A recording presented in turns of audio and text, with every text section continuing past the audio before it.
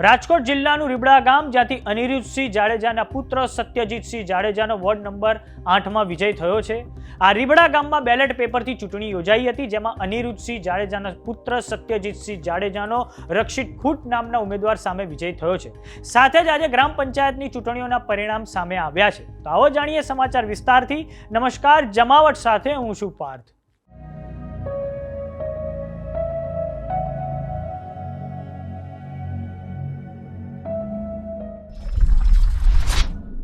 રાજકોટ જિલ્લાનું રીબડા ગામ અવારનવાર સમાચારોમાં રહેતું હોય છે. હવે ત્યાંથી ગ્રામ પંચાયતની ચૂંટણીના પરિણામ સામે આવ્યા છે. અનિરુદ્ધસિંહ જાડેજાના પુત્ર સત્યજીતસિંહ જાડેજાની જીત થઈ છે. આ વિજય રીબડાના વોર્ડ નંબર 8થી થયો છે. સત્યજીતસિંહ જાડેજા 77 મતોથી વિજેતા બન્યા છે. આ વિજયથી અનિરુદ્ધસિંહ અને સત્યજીતસિંહ જાડેજાના સમર્થકોમાં ખુશીનો માહોલ જોવા મળ્યો છે. આપને જણાવી દઈએ કે સત્યજીતસિંહ જાડેજાનો વિજય 155માંથી 111 મતેથી થયો છે. આઝાદી બાદ સૌ પ્રથમવાર રીબડા ગામમાં બેલેટ પેપરથી ચૂંટણી યોજાઈ હતી, જેમાં અનિરુદ્ધસિંહ જાડેજાના સુપુત્ર સત્યજીતસિંહ જાડેજા અને સામે પક્ષે રક્ષિત ખૂટ વચ્ચે સીધી ટક્કર જોવા મળી હતી. મતગણતરીમાં રક્ષિત ખૂટને માત્ર 37 મતો પ્રાપ્ત થયા છે, જ્યારે નોટામાં માત્ર 1 મત નોંધાયો છે. ગુજરાતમાં ગ્રામ પંચાયતો માટે 22 જૂને યોજાયેલી ચૂંટણીઓનું આજે પરિણામ છે. સવારથી 9 વાગ્યાથી ચુસ્ત પોલીસ બંદોબસ્ત વચ્ચે મતગણતરી શરૂ થઈ ગઈ છે.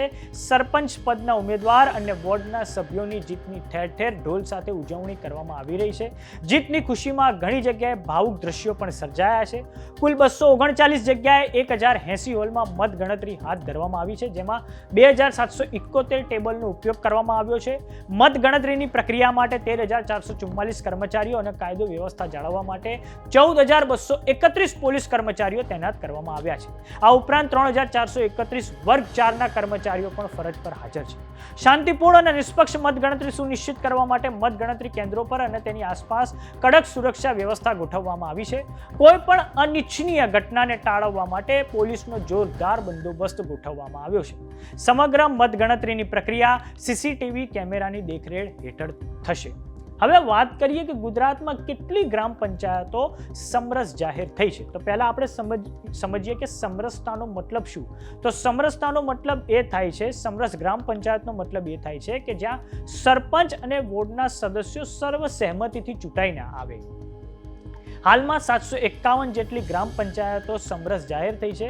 આ માટે ગુજરાતમાં ઘણા ધારાસભ્યોએ પોતપોતાના મત વિસ્તારોમાં સમરસ ગ્રામ પંચાયત જાહેર કરવા પર વિશેષ ગ્રાન્ટની પણ જાહેરાત કરી હતી. તો ગ્રામ પંચાયતના પરિણામ પર જે પણ અપડેટ હશે તે માટે જોતા રહો જમાવટ. કેવો લાગ્યો અમારો વિડીયો અમને કોમેન્ટ બોક્સમાં લખીને જરૂર જણાવો. જો તમે અમને યુટ્યુબ પર જોઈ રહ્યા તો સબસ્ક્રાઇબ કરો. જો તમે અમને ઇન્સ્ટાગ્રામ અને ફેસબુક પર જોઈ રહ્યા તો ફોલો કરો. નમસ્કાર.